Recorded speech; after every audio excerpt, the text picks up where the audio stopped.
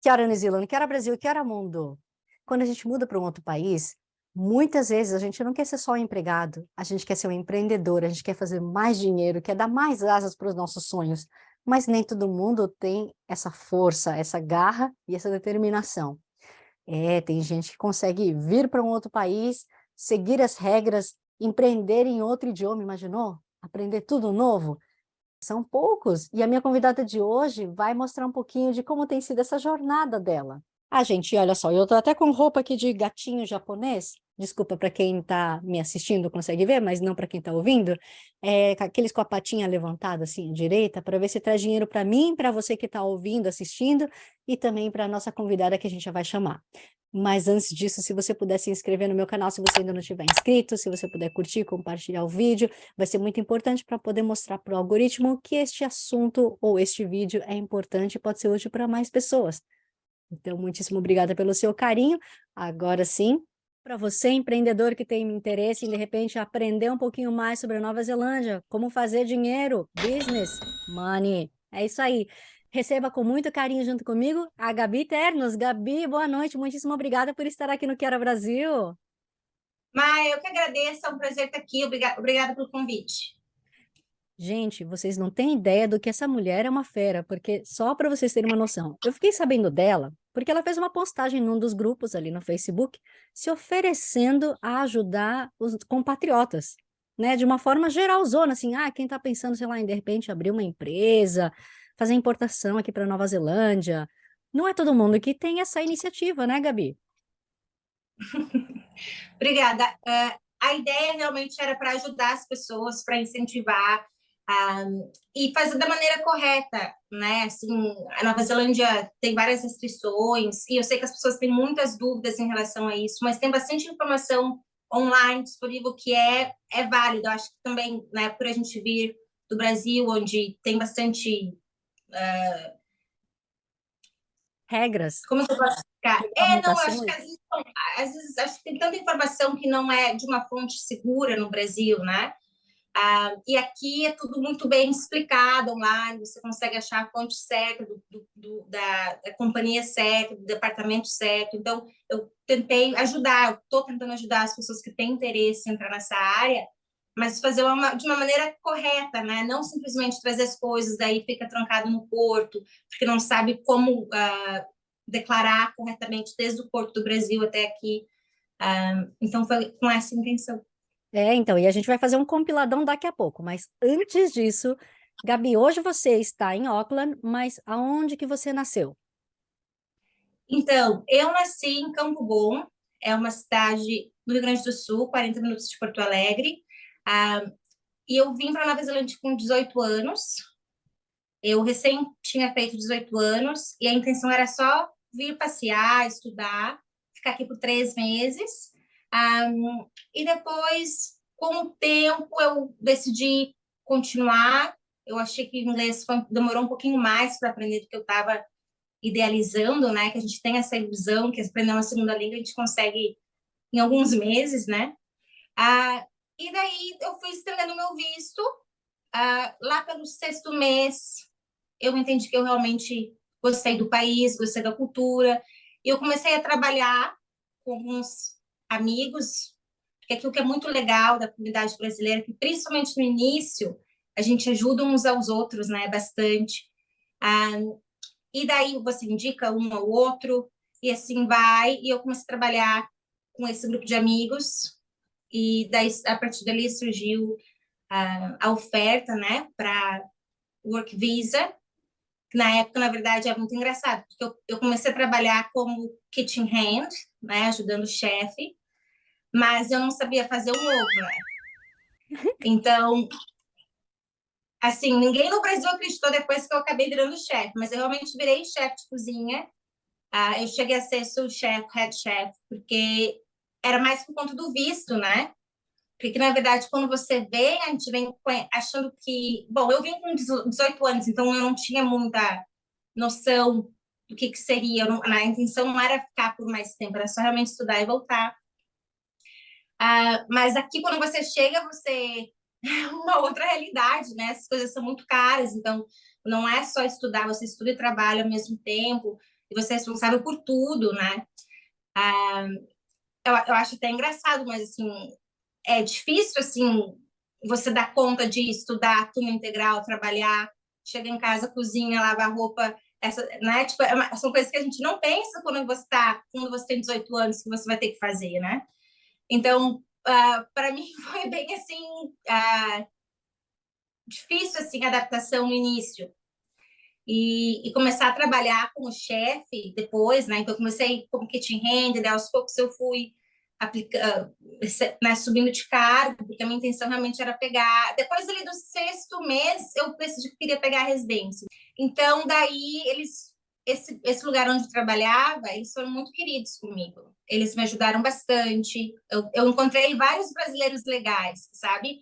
Eu sei que às vezes, né, diz a lenda que brasileiro só quer ferrar com o outro, mas não foi o meu caso, assim. A grande maioria das pessoas que eu conheci, eu tenho como amigos até hoje, foram pessoas muito boas, assim, na minha vida. E daí, nesse trabalho, eles eventualmente me ofereceram work visa, e eu trabalhei com eles por 5 anos. E depois, no fim, eu só saí porque realmente chefe não era uma paixão, né? Então era mais, para mim, foi mais uma maneira de conseguir a residência. Mas no fim eu acabei na hora de aplicar para a residência, né? Então eu cheguei em 2008, eu apliquei, eu fiquei como estudante e trabalhando até 2009. Eu fiquei trabalhando nessa empresa de 2009 até 2013. E eu acabei aplicando para residência com 22 anos, porque, na verdade, eu tentei aplicar antes, mas como eu não tinha experiência suficiente como chefe, eles pediram, eu entrei em contato com alguns advisors, porque eu tinha muita pressa, com a imigração eu sempre tive muita pressa, porque eu sei que eles não facilitam as coisas, é sempre mais difícil, né?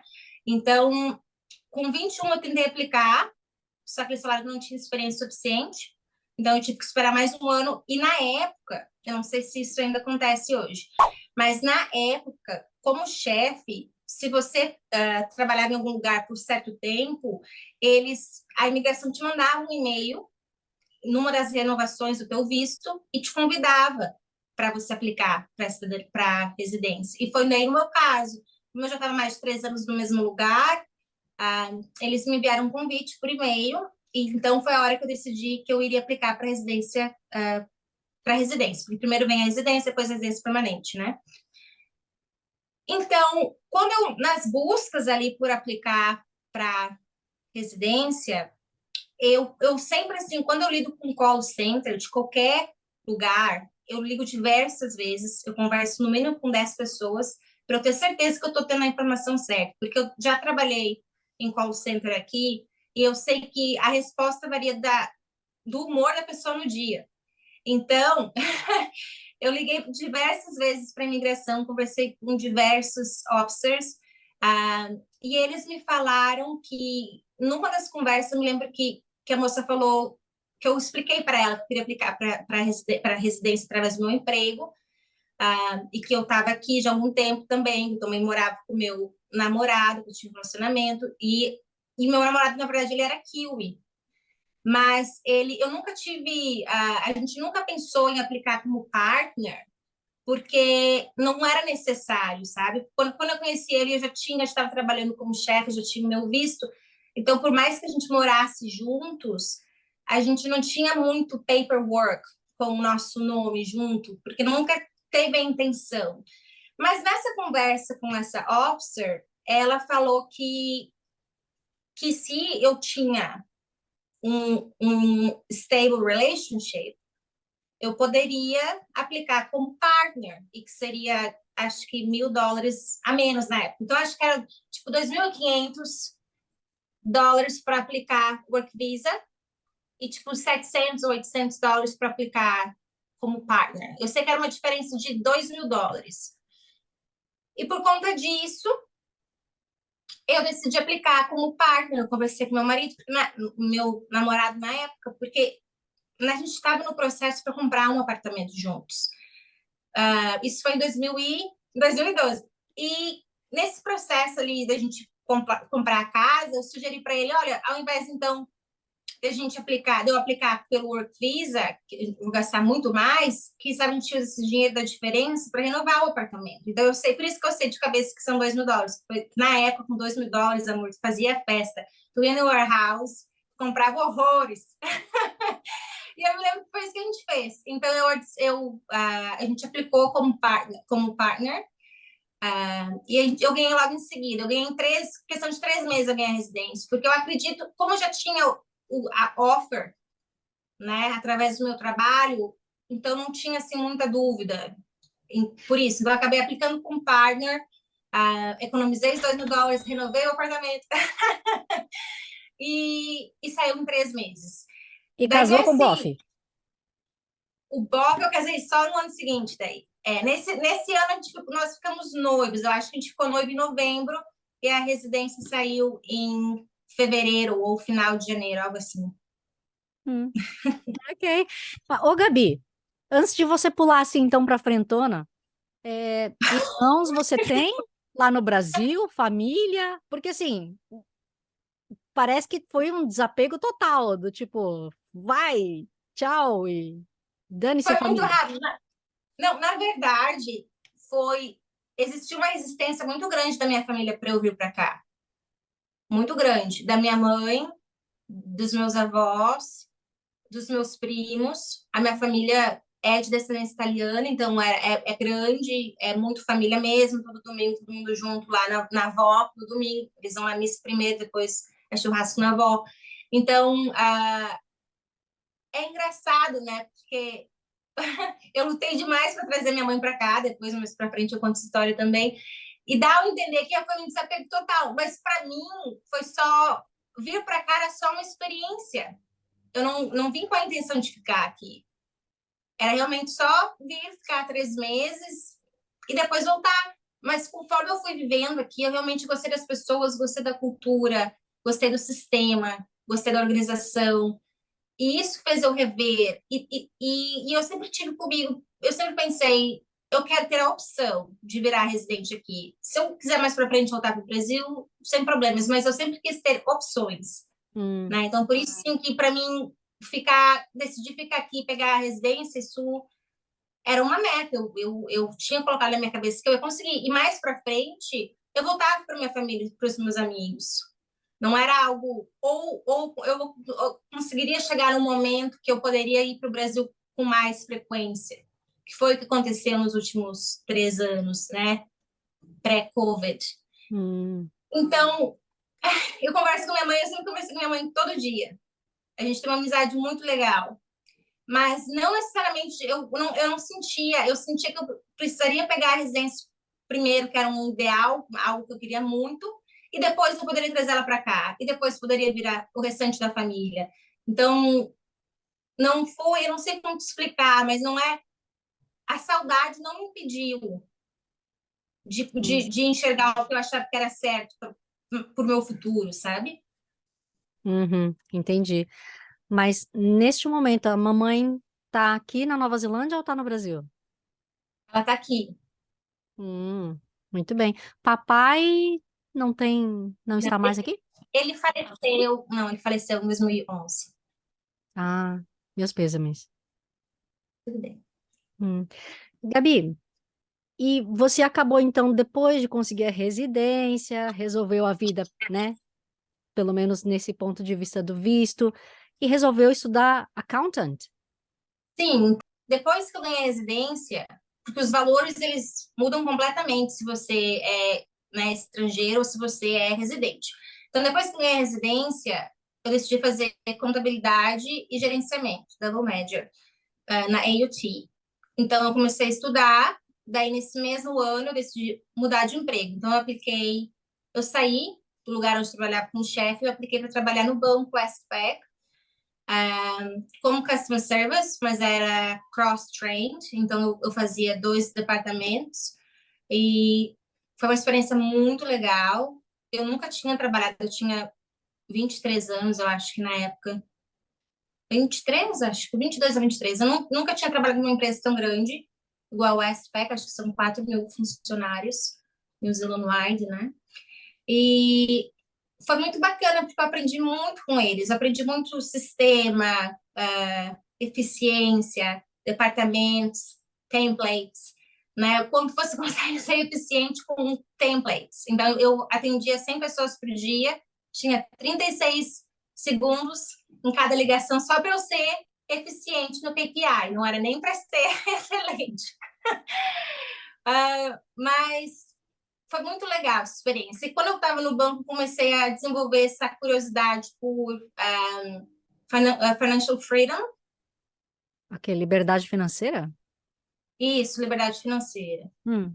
Acho que o que me ajudou também a eu pensar assim, mais no lado financeiro, onde que eu queria chegar financeiramente, foi eu conviver com, né, o meu ambiente. Eu trabalhava bastante com financiamento, empréstimo, e eu entendi que as pessoas que eram né, independentes financeiramente, elas tinham um sistema, elas tinham uma fórmula, né, que é você trabalha, cria seu business, investe em casas, em shares, e outros investimentos. Então, aquilo ali abriu os meus olhos de uma maneira que eu não tinha pensado antes, né?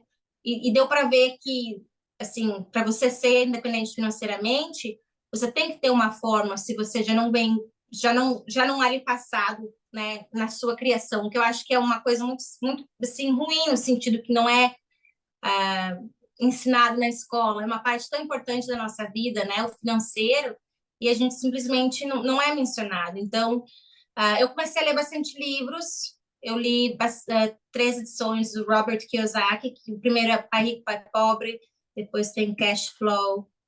E isso me ajudou a entender um pouco mais como criar uma fórmula que me beneficiasse, né, a longo prazo.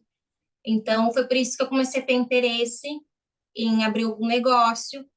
E E foi por isso que eu abri meu primeiro negócio em 2016, que por aí seria para importação, distribuição e exportação de produtos.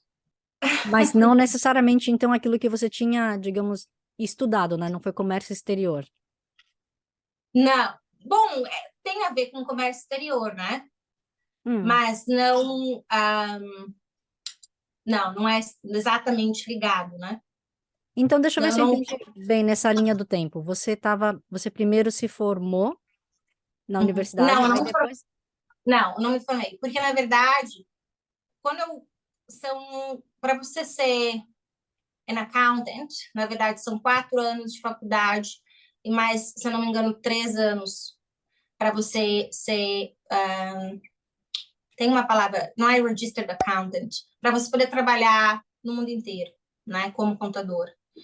Então, eu fiz 3 anos e nesse período foi quando eu tive a ideia de montar o negócio e por isso que eu saí do banco nesse momento.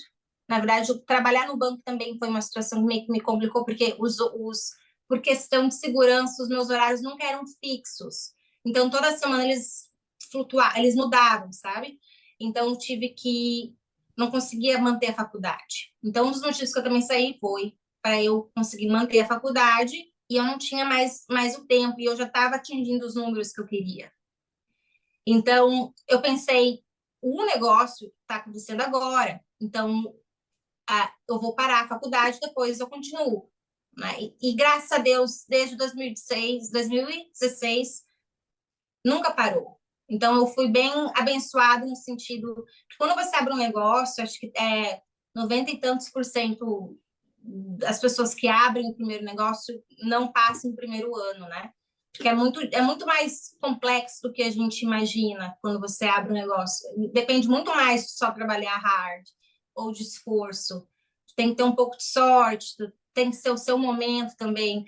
Então, para mim, como eu percebi que estava dando certo o que eu estava fazendo, ah, eu achei que era melhor eu, então, parar a faculdade naquele momento, dar mais atenção para o meu negócio e continuou. Então, a faculdade, eu não incluí ela, não.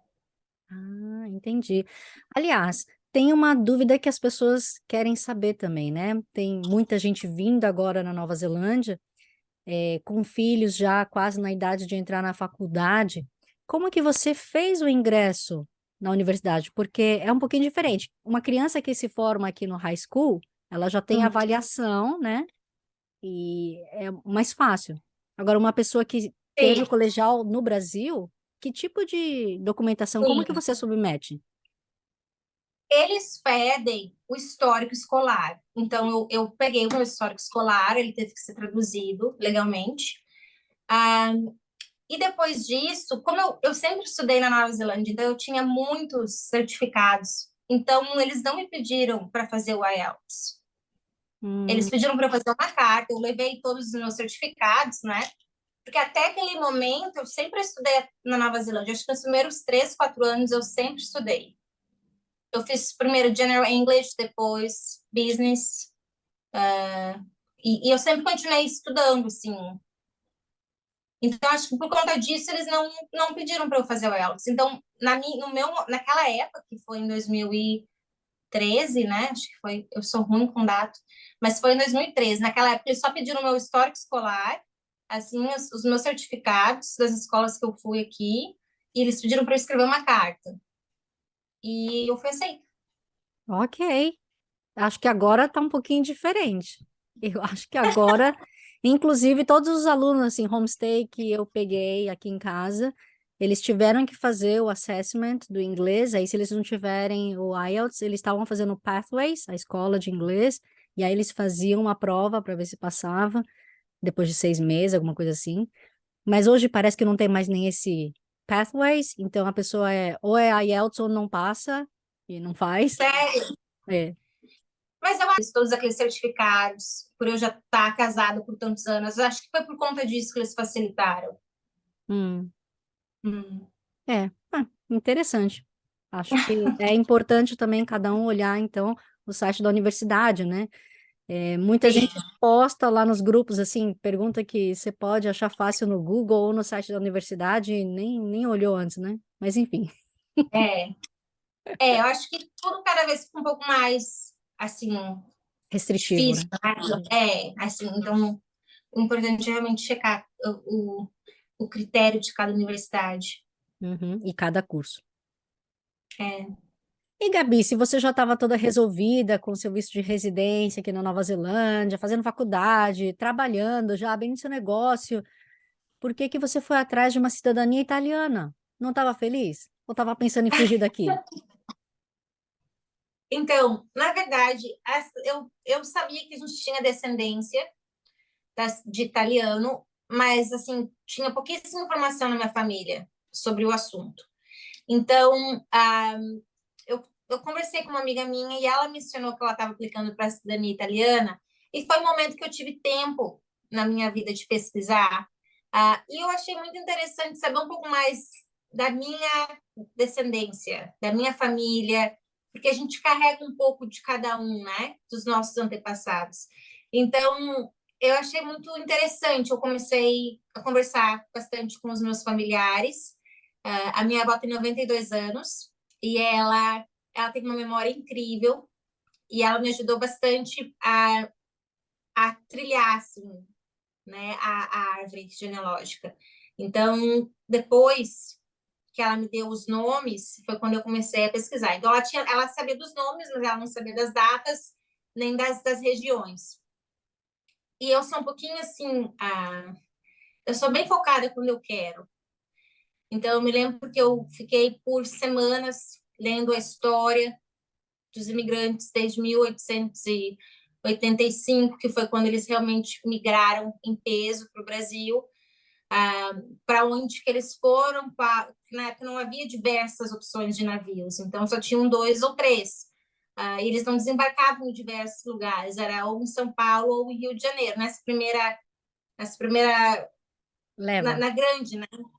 Isso, na grande naturalização ali, né? Não era não é comum, é diferente. Então, eu me lembro que eu comecei a ler bastante sobre historiadores contando a história, quais regiões que eles vinham, qual era a probabilidade, se era do norte, se era do sul. E então eu descobri um website que se chama Family Search, E nesse website, eu comecei a entrar os nomes e as datas, e tudo aproximadamente, né? Porque não se sabia de nada. E daí, através desse website, uma francesa, porque, na verdade, esse website Family Search, ele pertence à Igreja Católica, e esse website, muito legal, porque eles iam em cada escritório, isso é no mundo inteiro, principalmente nas áreas carentes, e eles tiravam fotos dos livros antigos. Então, e todo esse trabalho que é feito, ele é um trabalho, eu sempre esqueço essa palavra em português, voluntário. Então, tipo, você depende da sorte de alguém ter passado por aquela página e ter digitalizado ela no site do Family Search. E graças a Deus isso aconteceu comigo. Então, teve uma francesa, na verdade, ela morou na área onde a minha família, de onde a minha família veio, e essa francesa fez a árvore genealógica até a saída deles da Itália. E o que é muito legal quando você começa, se você não sabe por onde começar, a Family Search é realmente uma grande ajuda, mas nem sempre ela vai ajudar todo mundo. Então, ela me ajudou muito, ajudou uma outra amiga também, minha, que eu auxiliei ela a fazer as buscas, mas tem muita informação nas certidões em inteiro teor. Então, por exemplo, se você não sabe por onde começar, você pega a sua certidão de inteiro teor, daí pega a certidão de inteiro teor dos teus pais, a certidão de inteiro teor dos teus avós, a certidão de inteiro teor dos teus bisavós, e você vai linkando por onde eles passaram. Então, porque você precisa de todas as certidões, né, para fazer a cidadania italiana, precisa de nascimento, de casamento e de morte, do imigrante que saiu da Itália e foi para o Brasil, de todos, a partir do imigrante que saiu da Itália e foi para o Brasil. Mas é muito bacana, porque através dessas descobertas eu fui montando a história deles. E em questão de 6 semanas, é que quando eu quero ser focada, eu consigo ser. Então, em 6 semanas eu consegui juntar toda a informação. Eu liguei para diversos cartórios, então eu fiz tipo um mapa, assim, dos lugares, possíveis lugares que eles passaram. E como eu falei, não existiam milhões de opções na época, então é um pouco mais fácil do que as pessoas imaginam nesse sentido de trilhar por onde eles passaram. Eu acho que a dificuldade maior foi em conseguir os documentos dos cartórios. Então, no meu caso, eu fui para cartórios onde eu pedi pelas buscas, você paga pelas buscas, e eles disseram que os documentos não estavam lá. Mas eles estavam porque eu tinha foto deles, que eu consegui no Family Search. Então, assim, eu fico pensando, poxa, quantas pessoas que, de repente, nem começam a cidadania e perdem a chance, né? Porque o cartório não faz uma busca correta. Então, eu não sei se é a falta de resources dentro do cartório, né? Ou se é a falta de vontade das pessoas, ou, de repente, elas não entendem quão importante isso é para uma outra pessoa. Mas eu sei que teve esse cartório em particular no Rio Grande do Sul, onde eu tive que enviar fotos que eu consegui obter através do Family Search, dizendo esse documento está no seu cartório, aqui é a prova. Então, é só bastante persistência também. Acho que essa foi a dificuldade maior de conseguir esses documentos. Depois que consegui todos os documentos, que demorou acho que de 6 a 8 semanas, mas foi porque eu pesquisei muito. Foi uma época que eu tinha tempo de ficar das 8 da manhã às 5 da tarde, só em cima disso.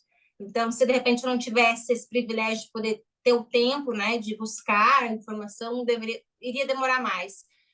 E depois que consegui todos os documentos, eu enviei para 3 advogados diferentes, 2 no Brasil, um na Itália, para ter a opinião deles, né? Porque você não quer começar um processo com uma informação errada, porque daí são anos até você chegar lá e apresentar as provas e de repente ela não foi traduzida corretamente ou ela deveria ter sido retificada e não foi. Então, por isso que é importante sempre... Tem muitas pessoas, tem 3 maneiras, na verdade, para fazer a cidadania italiana, né? Que uma é pelo consular no Brasil, a outra é quando você começa direto pelo consular italiano no Brasil, a outra é quando você faz direto na Itália. Você assina uma procuração, deixa um advogado italiano responsável por você, e ele abre o processo na Itália. Quando eu apliquei, era em Roma, mas agora ele vai ser em outros comunes também. E a terceira opção é quando você vai para a Itália com todos os documentos, e daí você mora lá por certo tempo, acho que são 3 meses, e essa é a maneira mais cara, na verdade, de você conseguir. E sabe, quando eu comecei com essa ideia, na verdade, eu não achei que eu iria conseguir, porque a gente está falando de 150 anos atrás, né? Então, graças a Deus, hoje em dia tem muito mais, por conta da internet, tem muito mais informação que a gente tem acesso que muitas pessoas não tinham no passado, né? Mas eu fiquei muito feliz, assim, só por ter descoberto, assim, a história, de onde eles vieram, para onde que eles foram. Para mim foi uma parte muito legal, e explica muito por que que eu converso com as minhas mãos, por que que eu sou da maneira que eu sou loud, eu dou risada, então é muito legal porque a gente acaba descobrindo uma parte de nós que também vivia neles, né? Então, uma parte deles que hoje vive em nós. Então, é uma experiência muito bacana fazer essas descobertas, assim. E eu fiz bastante, eu fiz com a intenção de ajudar os meus primos, para eles, né? Porque por mais, quando a gente tem a experiência de morar num país desenvolvido, a gente, eu sempre penso, poxa, por que todo mundo não pode ter essa experiência, sabe? De tu poder viver tranquilo, de tu ter um salário bom, de tu ter segurança na rua, de ter infraestrutura, né? Uma infraestrutura não só... uma infraestrutura, assim, healthcare, um cuidado. Eu sempre sinto que as pessoas aqui, ao menos aqui no bairro onde eu estou, né, as experiências que eu tenho, que eu trabalhei aqui, eu sinto que o nativo mesmo, ele não tem uma maldade, assim, como existe no Brasil, em certos pontos, assim, eu acho que eu sinto bastante verdade aqui nas pessoas, sabe? Eu sinto também que as pessoas querem ajudar, não existe aquela vontade de te manipular, ou aquele, eles não tem aquela drive para simplesmente fazer dinheiro e não importa o ser humano que está do teu lado, sabe? Então, eu acho uma cultura bem evoluída aqui. Eu acho as pessoas, ao menos da experiência que eu tive com as pessoas que eu convivi, eu acho as pessoas, um país bem desenvolvido, não só na infraestrutura, mas mentalmente, assim. Entendi. Então foi mais para tentar ajudar seus primos e não necessariamente porque você queria tirar a cidadania. Eu tinha interesse de saber da nossa história, mas como você mencionou, a gente já, né, eu já estou aqui por algum tempo, eu estou feliz onde eu estou, não existia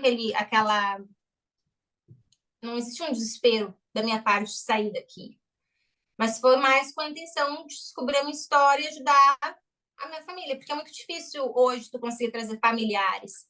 Eu consegui trazer minha mãe numa época certa, mas hoje em dia está muito mais difícil. Hoje em dia também é mais difícil trazer os teus irmãos. No passado, há 20 anos atrás, tu conseguia aplicar para a família inteira, mas hoje em dia já não é tão fácil.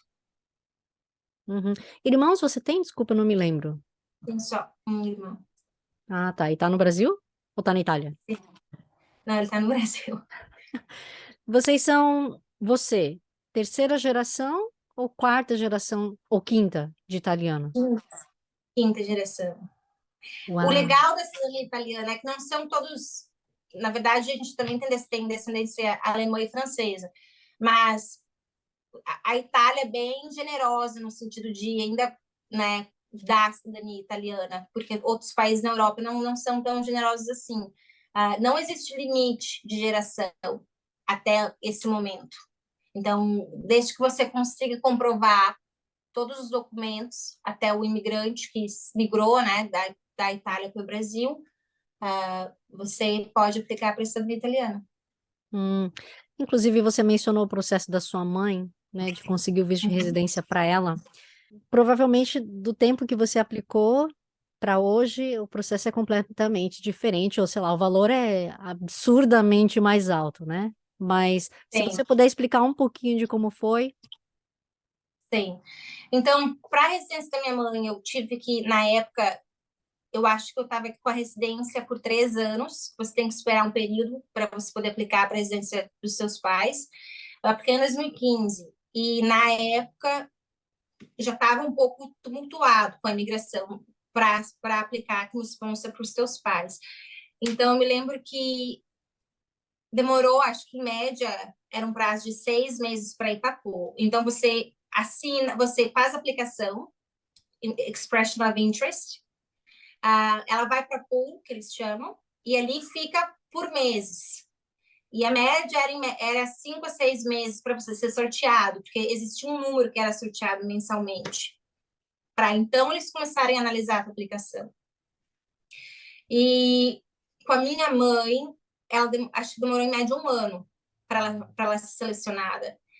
E quando ela foi selecionada, eu me lembro que foi na transição de governo, onde eles tentaram dificultar a vinda dos pais, ou foi na transição de uma lei no parlamento, não me lembro certo, mas eu sei que a imigração me mandou uma carta, digamos assim, ó, foi algo muito próximo, tá? Então, eles mandaram uma carta 10 dias atrás, dizendo parabéns, a sua mãe foi selecionada, você pode aplicar para a residência dela. E eu comecei a juntar os papéis, porque eu tenho sempre muita pressa com a imigração, porque eu sei que sempre vai ficar mais difícil, sabe?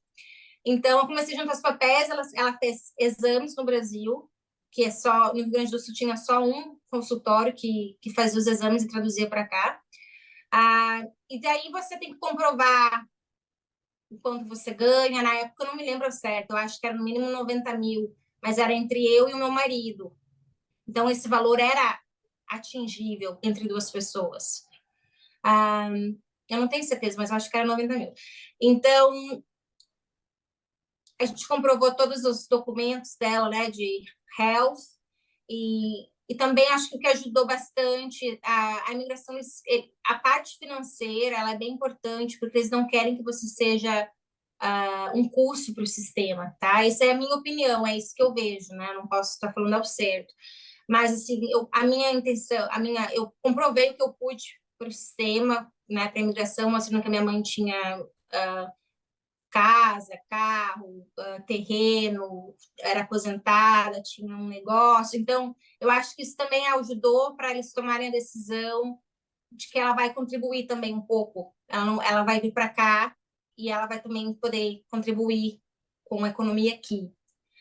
Essa é a minha opinião, né? Não sei ao certo se existe esse critério, mas eu acredito sim que a imigração eles querem facilitar a vida das pessoas, mas eles também têm um certo receio, eles não querem que você seja um custo para o sistema, entende? Então, com a aplicação dela, eu apliquei, em questão de 10 dias, recebi uma outra carta dizendo que a lei tinha mudado, que agora o minimum wage, o outro critério, era outro, que era muito improvável que ela iria ganhar. Então, eu quase tive um ataque cardíaco nesse momento. Eu liguei para minha mãe, falei, você manda todos os seus documentos agora. E ela, como eu disse, né, eu tive pressa, então ela já tinha praticamente todos os documentos que eu precisava. Então ela me enviou, eu mandei traduzir todos eles legalmente, e eu criei um dossiê para a migração, mostrando que ela não ia ser um custo para cá, que eu tinha condições de ajudar ela. Na época a gente já tinha comprado nosso apartamento, já tinha um negócio, então eu sempre tento mostrar o financeiro para a imigração, porque eu acho que isso ajuda eles na hora de fazer a decisão. E daí, mesmo assim, eles mandaram dizendo, ok, mas é muito improvável que ela vá ganhar. E uma coisa que eu sempre tenho esperança, sabe? Eu sempre tenho hope, principalmente em situações complexas assim, mas eu também sei que existe um ser humano do outro lado. Então, eu estava torcendo para alguém pegar. E como eu trabalhei em banco, eu sei também que cada aplicação é avaliada por um ser humano que, de repente, ele não entendeu a lei 100%. Ou, de repente, ele pode errar também. Ou ele pode ter compaixão. Então, eu mandei. Eu mandei tudo. E, em questão, acho que de semanas, ela ganhou. Que bom. Foi bem Eu, rápido. eu posso comprovar Sim. que realmente esse tipo de coisa, infelizmente, o humano é suscetível a variações de humor e formas de Sim, análise. sim, mas isso é, por isso, assim, que eu sempre tento, por mais que eu acho que pode ser que não tenha chance, eu ainda tento, porque alguma coisa pode dar errado e pode dar certo para mim. Então, a esperança é a última que morre, né? Uhum. E nesse momento, quando você estava com a sua empresa, né, decolando, por que que você escolheu artigos, sei lá, não perecíveis, então? Porque eu sei que o grande sonho de muito brasileiro, ou de forma fácil, vai, que as pessoas vêm aqui, é de trazer comida. Tanto é que muita gente, assim que volta aqui para Nova Zelândia, vem com a mala cheia de comida, né? Ou se não, vem com biquíni, ou vem com coisas desse sentido. Quando, sim, quando eu acho que eu não fui pelo óbvio devido aos livros que eu estava dentro. Então, na época, para você, assim, eu criei um business plan por 6 meses, eu fiquei trabalhando em cima de pesquisa. Depois, eu contratei um business mentor e eu criei um mapa, digamos, de como eu queria que as coisas fluíssem. Eu queria um produto que eu pudesse escalar para toda pessoa, não só para o brasileiro. Então, eu acho que o que me ajudou foi eu conseguir buscar por um produto que eu pudesse vender para a grande maioria das pessoas, não só para uma porcentagem da população. Então, quando a gente traz, eu sei que existe uma demanda de certos produtos, mas é só o brasileiro que vai comprar aqueles produtos. Então, o volume tem que ser muito alto se o valor é baixo, ou a venda do produto tem que ser muito alto se o volume é baixo. Fez sentido? Porque, na verdade, se você traz poucas coisas, a sua margem tem que ser muito alta para ser sustentável. Se Uhum. você traz muitas coisas, tudo bem, então, se o valor é pequeno, mas você tem que vender bastante. E como a Nova Zelândia é um país pequeno, relativamente, né, comparado com outros países, o produto que eu trouxe eu vendia acima de 150, $200. Então, eu não. Eu fiz, a minha estratégia foi um pouquinho diferente. Eu não quis só servir uma parte da população, eu quis servir a grande maioria. Por isso que eu não busquei por produtos que muitos brasileiros trazem. Entendi. Mas é interessante ver que são produtos de qualidade, né? Então você consegue ter um valor agregado maior. Sim, então, por exemplo, eu, na verdade, em 2016, eu abri um negócio aqui, depois, graças a Deus, a gente vendeu bem já naquele ano. Daí, no segundo ano, eu abri um outro negócio no Brasil, no terceiro ano, abri um terceiro aqui. Na verdade, eu tive um leque não foi só um negócio que eu abri, na verdade, né? E depois eu comecei a comprar do Brasil, vender nos Estados Unidos, comprar da China, vendendo nos Estados Unidos. Trouxe também algumas coisas da China para cá. Eu só não fiz o contrário, que é daqui para os outros países, mas em relação. E tudo é aprendizado, né? Então, tem certos produtos que dão certo, outros produtos que não dão, mas você aprende. Eu acho que quando você abre o seu negócio, você tem que. O seu mindset tem que ser que você está fazendo aquilo porque você gosta. Porque pode ser que você vá trabalhar um monte, que você vai ter noites que você não vai dormir, e pode ser que dê em nada. Mas eu acho que o mais importante é você sempre se lembrar dos aprendizados que você. É como se você está building up para o próximo, sabe? Uhum. Então, os primeiros produtos que eu trouxe foram lucrativos, mas nem tanto quanto o segundo, e nem tanto quanto o terceiro. Então, é meio que você vai aprender. E teve uns que também não deram certo. Eu investi um dinheiro forte nos Estados Unidos e não deram certo. Daí também teve a pandemia. Então, Gabi, eu eu sei que tive uma loja. você. Oi, desculpa, eu sei que você falou que você não gosta de falar exatamente o produto, né? Você não quer vender a marca nessa entrevista. Mas assim, pelo menos só para a gente ter uma ideia de que tipo de produto que é, e principalmente esse que não deu certo, porque aí pelo menos os compatriotas não vão dar um tiro na água, né? De novo. Sim. Então, o que um deles foi, esse foi provavelmente o que eu mais perdi dinheiro, que eu comprei da China, que era um automatic dispenser, que foi na época da pandemia, que eu comprei, que você coloca a mão, então ele sai, ou ele sai sabonete, ou shampoo, ou álcool gel, qualquer coisa que seja líquido. Então, você só coloca o produto embaixo, a sua mão embaixo, e o produto solta.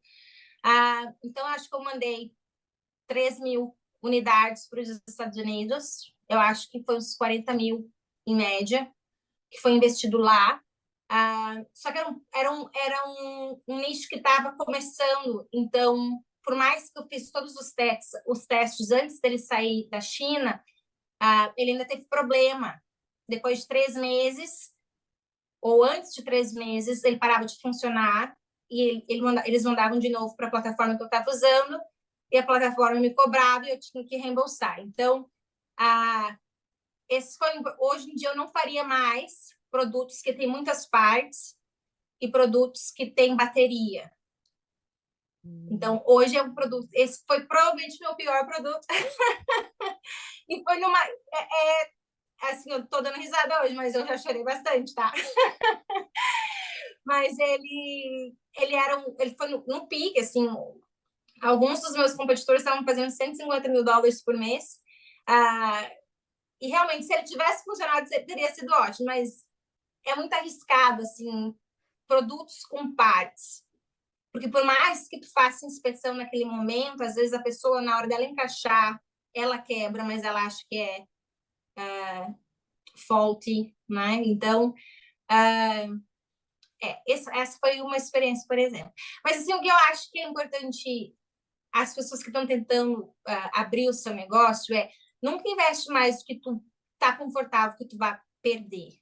Porque, assim, existe a chance que tu vai perder. Então, eu não diria, assim, para ninguém, eu não sou financial advisor, não sou business mentor, não sou customs broker, mas eu acho que é sempre importante buscar a informação de um profissional qualificado, mas também ter o seu instinto. Eu posso perder esse dinheiro?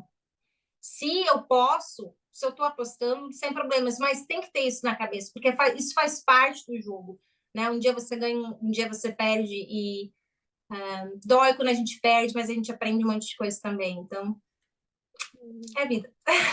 Para a gente começar um business que seja para importar um containerzinho do Brasil, Sim. com um monte de coisa, seja lá o que for ali. A gente tem que abrir aqui uma empresa, tem que ter um CNPJ, ou você, como pessoa física, pode importar um container? Não com a intenção de revender. Você pode procurar um container se você quer trazer os teus produtos do Brasil para cá, né? Mas não para revender. Então, se você quer abrir um negócio aqui, você vai no NZ Business, você cria um negócio, e você precisa do Client Code. O Client Code é o código que quando o seu produto chegar aqui, Customs vai entrar em contato com você ou a sua transportadora, e eles precisam daquele Client Code. Eu estou falando tudo da minha experiência, do que eu faço, tá? Não posso também dizer que essa é a única maneira, porque eu não tenho um conhecimento geral. Mas, segundo o que eu sei, e segundo da maneira que eu fui orientada, é assim. Então, quando os produtos chegam aqui, dependendo do produto, ele tem que ter certificações. Então, geralmente, as fábricas que tu trabalha no Brasil, eles vão poder te orientar, ou o Customs Broker da Nova Zelândia, né, da sua confiança, pode te dizer, olha, para esse produto tem que ter essa certificação, senão não entra. E quando chega aqui, então, chega o container aqui, ele fica no porto, vai toda a papelada, toda essa parte burocrática vai para o Customs, alguns deles podem fazer inspeções ou não, pode demorar até 10 dias para ser liberada a carga, né? E é isso, você paga imposto sobre o produto landed, né? Sobre o frete, sobre insurance, existe uma taxa ali de 10%, mais 3%, 3,5%, e mais GST. O GST ele vai ser cobrado em cima de tudo. Mas o GST, normalmente, ele não é... o GST ele é interessante, ele pode ser confuso para algumas pessoas, porque ele é cost of goods and services. Então, você cobra, mas você também paga. Então, todo ano, o seu contador, ele faz a balança para ver se você pagou a mais ou a menos do que você deveria pagar. Então, o GST não é algo que normalmente a gente presta muita atenção, porque no fim do dia é dar elas por elas, porque você cobra do seu Cliente? cliente e você paga para outra pessoa também. Você falou assim, vai e fala com seu broker de confiança, mas assim, por exemplo, no Brasil, a gente tem uma CISA, etc. Tem companhias grandes, renomadas, que são mais fáceis, eu diria até mais Sim, acessíveis. Aqui na Nova Zelândia, eu não saberia nem começar como, onde procura. mas tem um, não precisa ser só na Nova Zelândia também. Existe um aplicativo que se chama Fiverr, que você pode contratar o serviço de outras pessoas. Vai ter brokers da Nova Zelândia no Fiverr. Quando eu exportava para os Estados Unidos, eu procurava um broker no Fiverr, e eu falava para ele, olha, o código do meu produto é esse, quais são as taxas e tem uma certificação que eu preciso. Ele fazia as buscas, as pesquisas, tu pagava ele para isso, e o Fiverr é como se fosse um Amazon, ou, sei lá, eBay. Porque todo o profissional lá é como se ele fosse um produto, ele tem avaliações do lado, então tu consegue ver se ele é um profissional respeitado ou não, tu consegue ver o quanto de serviço que ele presta por ano para aquela plataforma. Então, tu consegue fazer isso tanto para Nova Zelândia quanto para outros países. Não precisa necessariamente usar o Google para fazer isso, é até mais confiável usar o Fiverr. Eu sempre uso o Fiverr para várias coisas. Mas, para dentro da Nova Zelândia, por exemplo, o meu freight forwarder, ele tem o próprio customs broker dele. Então, eu passo para ele o produto antes do produto sair do Brasil ou sair da China. Esse trabalho de saber os custos da importação é antes de eu pensar. Descobri o produto, agora eu descubro o quanto que ele vai me custar para chegar aqui, o quanto que eu posso vender ele. Então, todas essas pesquisas têm que ser feitas antes do produto chegar.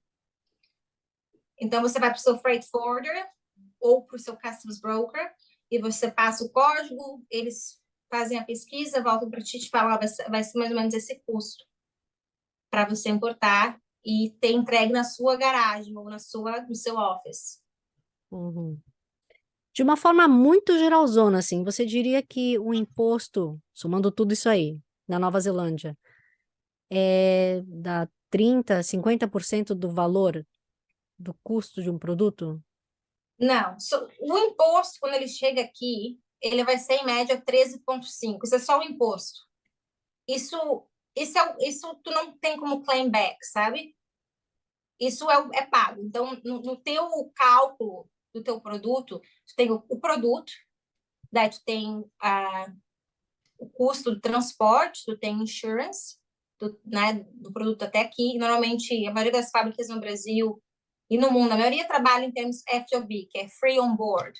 Ou seja, tu compra o produto deles, eles entregam com o produto cleared, que seria, né, o produto pago até o porto do país deles, e daí você é responsável do porto deles até o porto do seu país. E você, nesse trânsito ali, você também é responsável se alguma coisa acontecer errado. Por isso que é importante ter insurance. Porque muitas coisas acontecem erradas. Muitas coisas. O que mais é muito impressionante, né? Eu era uma pessoa extremamente positiva antes de ter qualquer business.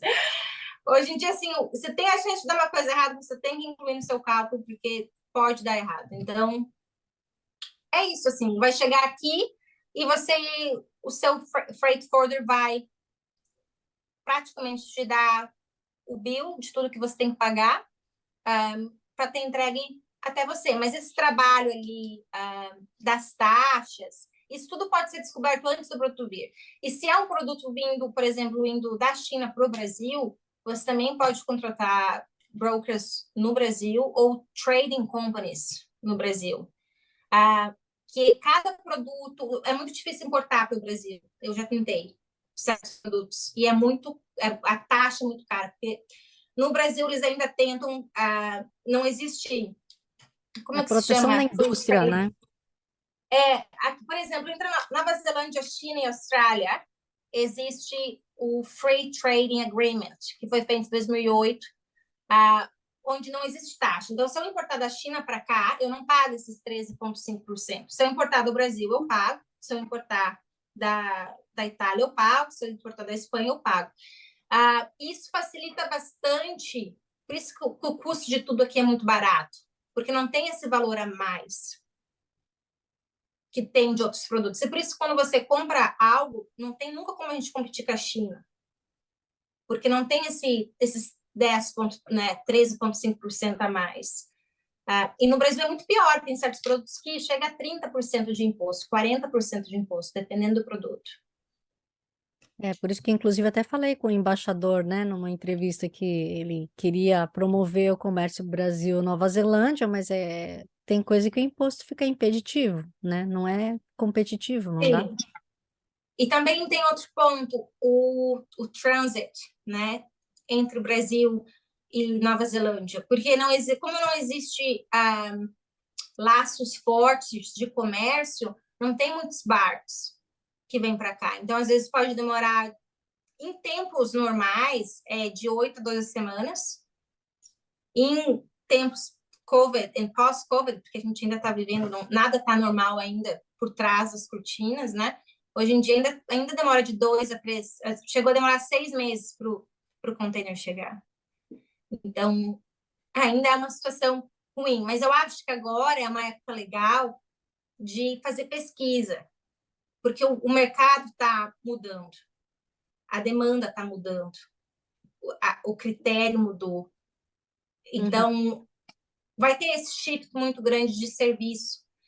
E eu sempre acho muito importante esse pré-plan que é feito antes de abrir um negócio, para ver se vai ter, se tem demanda. O que eu sempre aprendi, eu fiz vários cursos na Austrália, Estados Unidos, são cursos bem, bem legais. E um deles é sempre mencionado a importância de pesquisar por produtos com grande demanda e pouca competição, porque tu não quer fazer a mesma coisa que todo mundo está fazendo. Então, quando eu comecei, acho que um dos motivos que eu fui feliz, assim, no primeiro negócio que eu abri aqui, foi por conta que eu não conhecia ninguém que fazia. Não tinha interesse no que já estava sendo feito. Gabi, uma coisa que eu tenho notado, não sei se é tendência agora, né, do mercado. Eu, como uma boa consumidora de AliExpress e esses outros aplicativos, né, que é fácil de comprar, etc.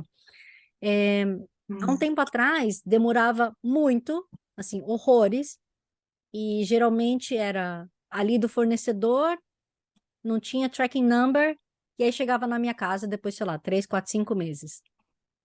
Muitas vezes demorava até mais. Isso quando não perdia no correio. E ultimamente eu tenho percebido que está ficando mais rápido, e nem é por questão da pandemia, que, entre aspas, acabou, mas é porque eles têm usado algum lugar como entreposto em Auckland. Então, eu acho que eles recebem tudo lá e aí depois eles redistribuem. É alguma estratégia, assim, recente? O que está acontecendo aí? Eu não acho que seja recente, mas eu acho que a demanda exigiu isso do mercado e a Nova Zelândia teve que mover mais rápido, porque, na verdade, em outros países maiores, as entregas tiveram que mover mais rápido, né? Em outros países maiores, por exemplo, a Austrália ou os Estados Unidos, você tem serviços tipo overnight ou 2, 3 dias no máximo. Então, em certos países, por exemplo, na Inglaterra, a Amazon já começou até a fazer entregas de drone.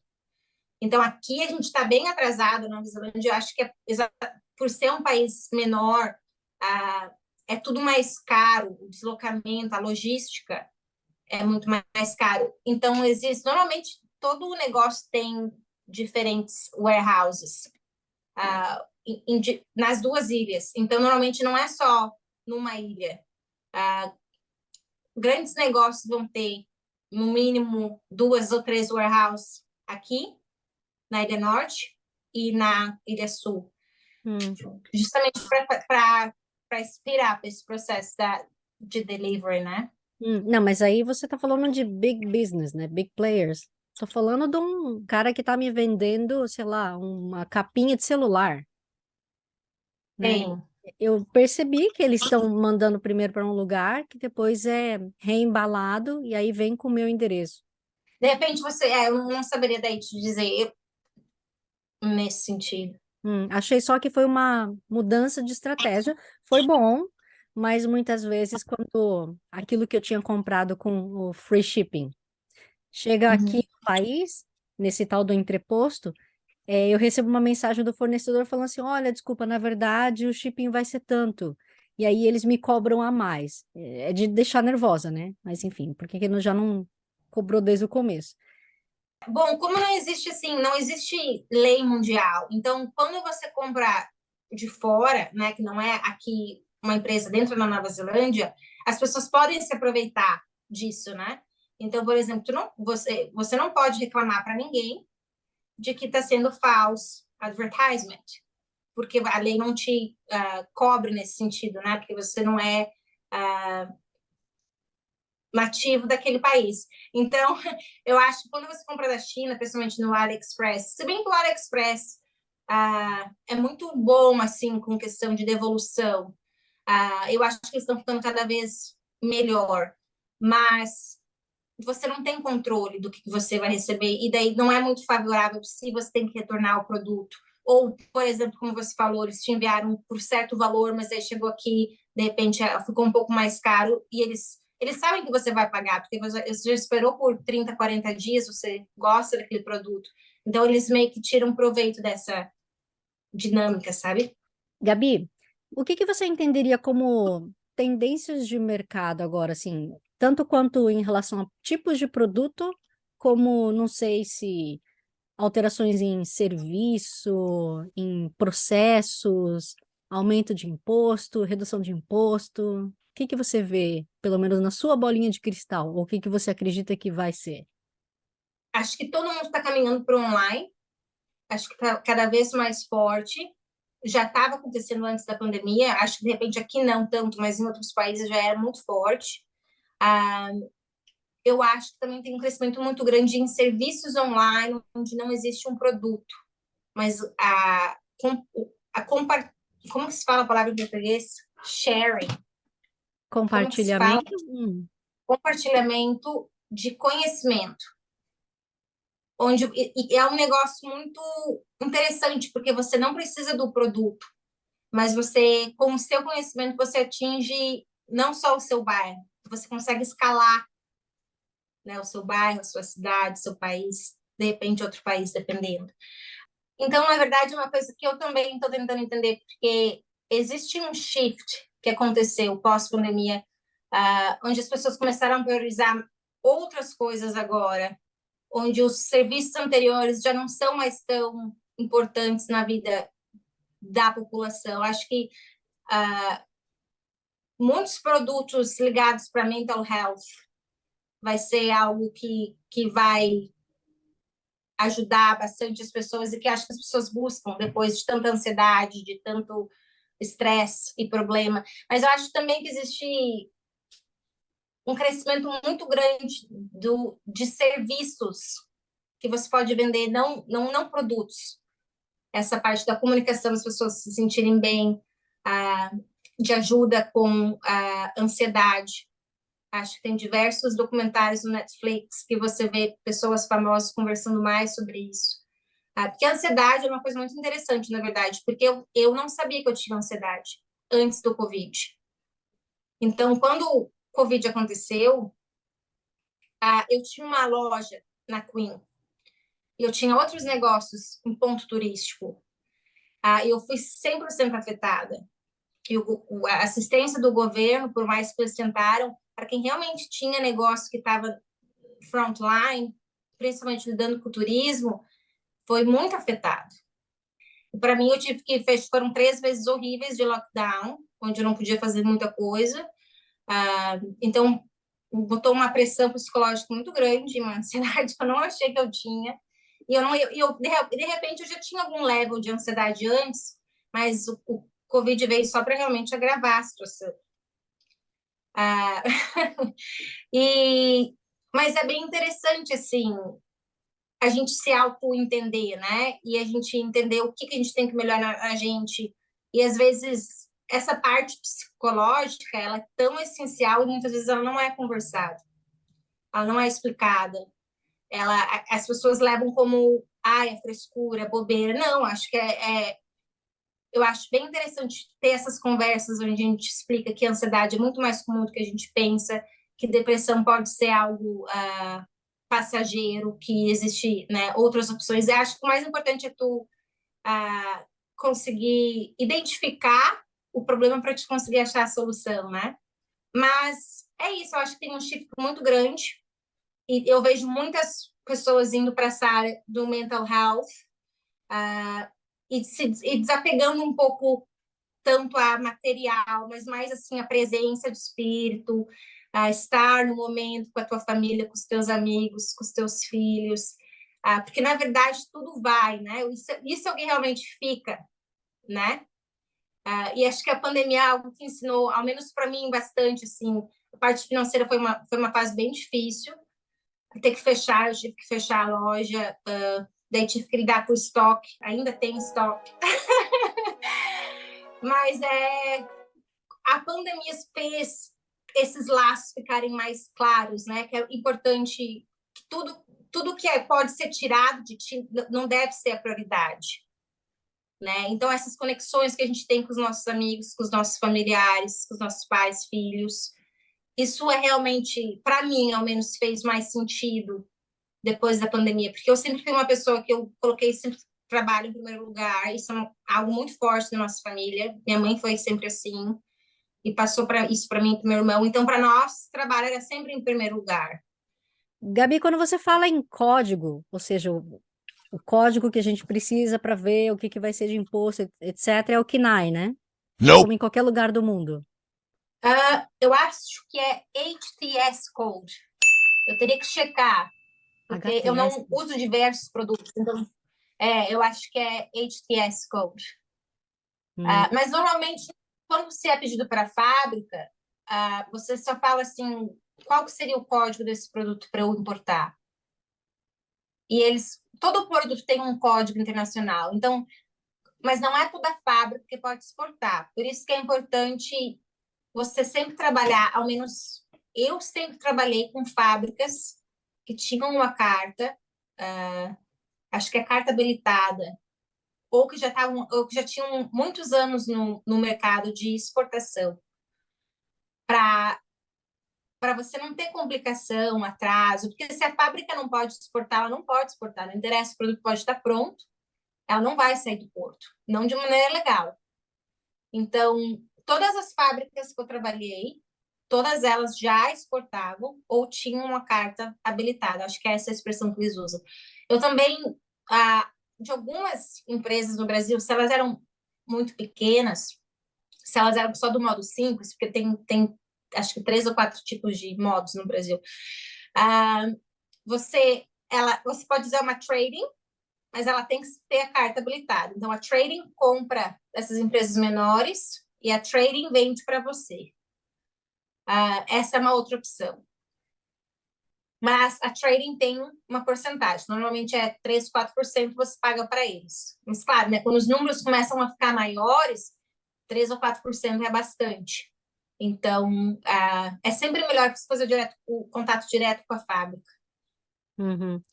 Uma outra coisa que eu tenho curiosidade é que, por exemplo, por mais que você abra uma empresa aqui e você comece a importar, distribuição e venda é um outro desafio, é uma outra história, né? Porque você conseguir espaço na prateleira de um warehouse, de um countdown, é outra É. brincadeira, né? Não é simples assim. Não, essa é a parte mais complexa. Então, por mais que as pessoas achem que é difícil achar um produto, achar o valor que vai dar certo, achar a demanda, o difícil é vender, porque a Nova Zelândia é um país pequeno e eles é como se fosse uma panelinha, sabe? Eles gostam de comprar das mesmas pessoas por 20, 30 anos. É bem fechado. Então, essa é a parte mais desafiadora. No meu primeiro ano, eu fiz bastante trading shows, então eu viajei bastante dentro da Nova Zelândia. Eu fui para quase todos os trading shows que tinham relevância para o meu nicho, né? É dessa maneira que você consegue exposição. Mas é normalmente lá pela 8ª vez que a pessoa te vê que ela entende que você está sério, que o seu negócio é sério. Então, por isso que é importante ter a apresentação certinha, ter um website, ter um e-mail. Eu me lembro que e você faz. Eu comecei com pequenos empreendedores e eu fui aos poucos pegando clientes maiores.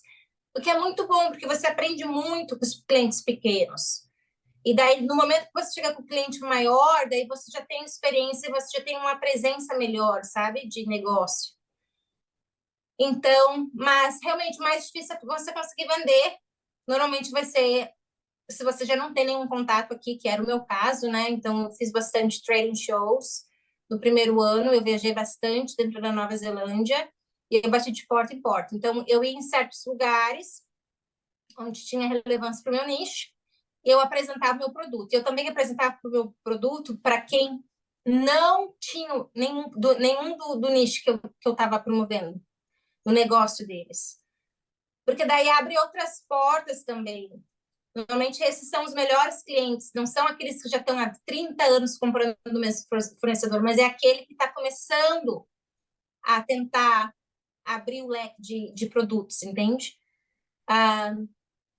Então, essa é a parte mais difícil, mas na época que eu comecei eu não usava tanto o Google. Hoje eu uso bastante o Google Reviews e eu tenho alguns clientes que chegaram em mim através do Google. Caramba. Mas hoje em dia eu não faço mais trading shows, porque daí eu já consolidei a cartela de clientes, então aqui dentro eu não faço. Ah, tá. Mas você então planeja exportar, fazer coisa para o exterior, não? Eu estou trabalhando para desenvolver um outro produto onde eu possa criar ele aqui e daí vender para outros. Vai ser tipo mais premier, entende? Eu já fiz o oposto, que é trazer de país grande para um país pequeno. Mas agora eu gostaria de levar de um país pequeno para um país grande. Então, eu estou tentando trabalhar, eu ainda estou pesquisando. O duro é que você não pode dar muitos detalhes, né? Afinal de contas, é um processo ainda que você está em pesquisa e tudo mais, né? Não queremos dar um Tem. tiro no seu pezinho. É, Eu super entendo. Gabi, a Nova Zelândia só tem 5 milhões de habitantes. Dá para fazer dinheiro aqui? Porque tem muita coisa, tem muito investidor, tem muitas empresas que nem começam um business aqui, porque falam que não dá. O capital aqui é muito pequeno. mas não é verdade. E eu me lembro assim, só para te dizer um número mais ou menos, o nosso melhor ano, eu vendi 650 mil, isso foi no melhor ano. Mas eu nunca vendi menos de 200 ou 300 mil por ano. Então, isso é venda, turnover, né? Não é lucro. Mas eu acredito sim que tem espaço. Eu acho que só tem que ter bastante planejamento e estratégia, porque a gente tem muito produto bom no Brasil, que aqui não tem. Só que eu, pessoalmente, cada um tem uma estratégia diferente e funciona de maneira diferente, né? Eu nunca prestei, por ser um país pequeno, eu sempre quis que o valor do meu produto fosse um pouco mais agregado, para que eu tivesse mais margem, porque você não vende com frequência.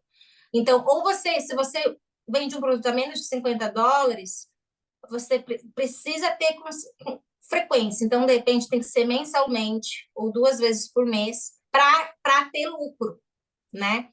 Então, mas isso tudo você descobre quando você está planejando, você entende quanto de dinheiro que você quer fazer por ano. Então, quantas unidades você tem que vender? Então, quanto que teu produto tem que custar? E como que você vai distribuir? Tudo isso você planeja antes de começar. Hum. Mas o mais importante, tem que ter demanda. Não adianta você trazer um produto que ninguém conhece e que ninguém quer. É muito difícil você reeducar o público. Você Uhum. tem que ter demanda. Tem que ter demanda e tem que ter pouca competição. Mas te digo, por exemplo, sei lá, frutas. Frutas brasileiras são 1 bilhão de vezes melhores do que essas que a gente compra aqui. Esses mamão pálido, esses melão aguado, melancia É, horrorosa. Banana só tem do Chile, né? Só tem banana nanica, é. male male da terra.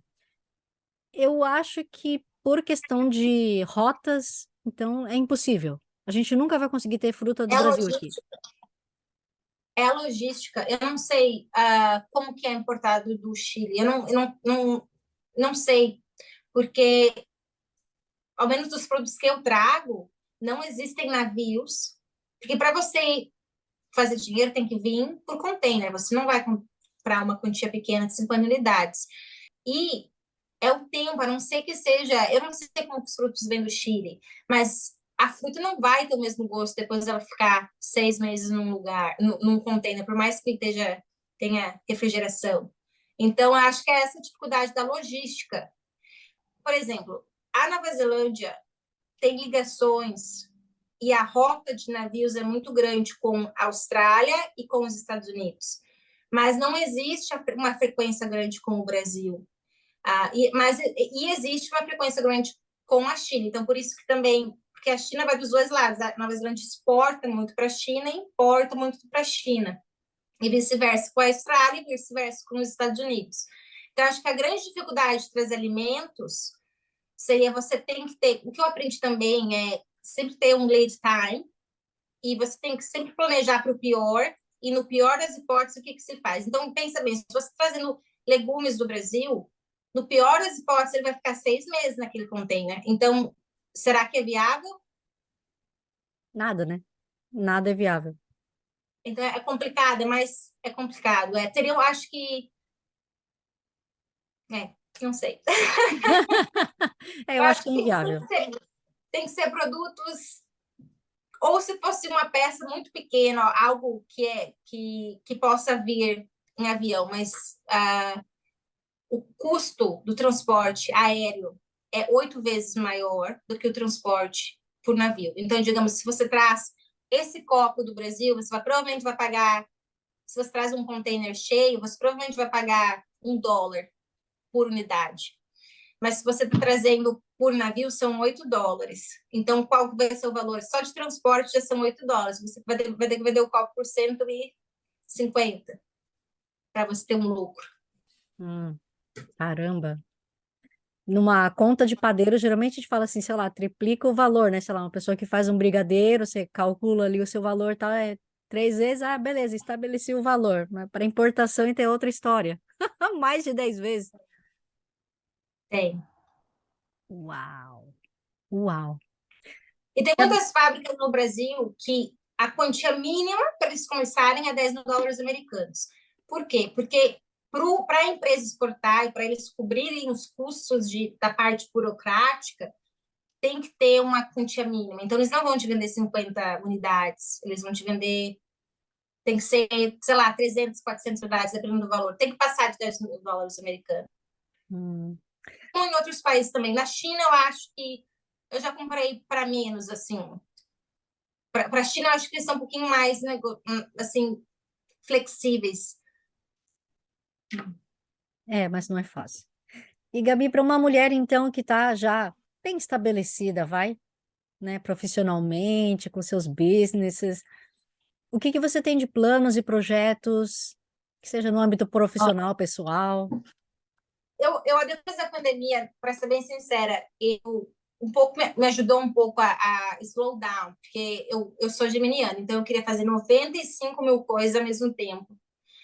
E eu não concluía nada. Eu acho que agora eu quero continuar, eu estou desenvolvendo, sim, eu quero fazer esse ano de pesquisa, mas é um produto que eu possa vender no Brasil, não aqui. Eu quero um país maior, sabe? Ah, então, o meu próximo projeto vai ser isso, vai ser um produto que eu possa vender no Brasil, que eu possa ter um impacto grande, assim, ajudando as pessoas, sabe? Nessa parte mais social. Uhum, ok, entendi. E, Gabi, conforme eu já tinha combinado, né, antes da gente até começar a gravar, chegou aquele momento que você vai pedir uma música brasileira e dedicar para alguém. A música que eu gosto muito é Trem Bala. Eu só esqueci do nome da cantora. Ana Vilela. Essa. Acho que essa música fez também muito sentido depois de tudo que aconteceu, da pandemia. E eu vou dedicar ela para minha mãe, Como chama a mamãe? Heloísa. Ok, dona Heloísa, então, se você estiver nos ouvindo ou assistindo, um grande abraço para você. E você quer deixar algum contato seu para as pessoas ou você prefere não ser encontrada? Eu gosto, sim. As pessoas podem procurar no Facebook. Eu normalmente respondo as mensagens. Porque eu gostei muito de ajudar nessa parte, assim, de incentivar as pessoas, que eu acho que o que mais tranca as pessoas é o medo de dar errado, mas ah, o medo, ele é passageiro e às vezes pode ser um resultado muito melhor do que a gente estava imaginando, sabe? Então, eu acho que as pessoas podem me encontrar pelo Messenger ali no Face. E eu às vezes demoro para responder, mas no fim eu respondo, eu prometo. Então tá bom, e fica também o pedido reforço de que você me aceite, né? Sim, eu vou te aceitar. Ai, que vergonha, mas é realmente, sim, eu sou ruim. Na verdade, é proposital, que eu não entro com frequência. Porque eu acho que o Facebook e o Instagram consomem muito, assim, do nosso tempo. Mas eu prometo que eu vou entrar e aceitar. Então tá, Gabi, desejo todo sucesso do mundo para você, para os seus empreendimentos, seus planos, que essa Obrigada. ansiedade te segure um pouquinho só, mas que não te impeça de voar longe, né? E que você consiga Obrigada. atingir seus objetivos, os seus Muito KPIs. obrigada. Obrigada, Maia. Grande beijo, até. Então a gente segue com o Trem Bala de Ana Vilela, somente no áudio, não no vídeo, para a gente não tomar bloco. Espero que vocês tenham gostado da entrevista. Se vocês quiserem mais dicas sobre importação, abrir empresa, etc., eu vou deixar na descrição do vídeo do YouTube os links de diversas entidades locais que serão interessantes para essa sua pesquisa. E quem sabe, se você quiser também deixar nos comentários do vídeo algum outro link, alguma sugestão, vai ser muito legal e vai ajudar outros compatriotas também. Mas, se você quiser também contar a sua história, de repente você tem alguma informação importante ou útil, entre em contato comigo, Que Hora Brasil, Brasil com Z, seja pelo Facebook ou pelo Instagram, que eu vou adorar dar a voz à comunidade brasileira e à gringa, aonde quer que ele seja no mundo. E como sempre, eu não posso deixar de agradecer Free FM, Vox Brasil e todas as rádios afiliadas que estão retransmitindo Que Hora Brasil, assim como Kevin MacLeod pela trilha sonora de Que Hora Brasil, Bossa Antigua. E a todos vocês, meus queridos ouvintes e espectadores, um grande abraço, Kia Kaha e Kaketiano! Desculpa, eu vou só te corrigir para você repetir. É rota. Rota. Eu falei o Isso. quê? Rótula. Rótula é esse osso aqui, ó, do joelho.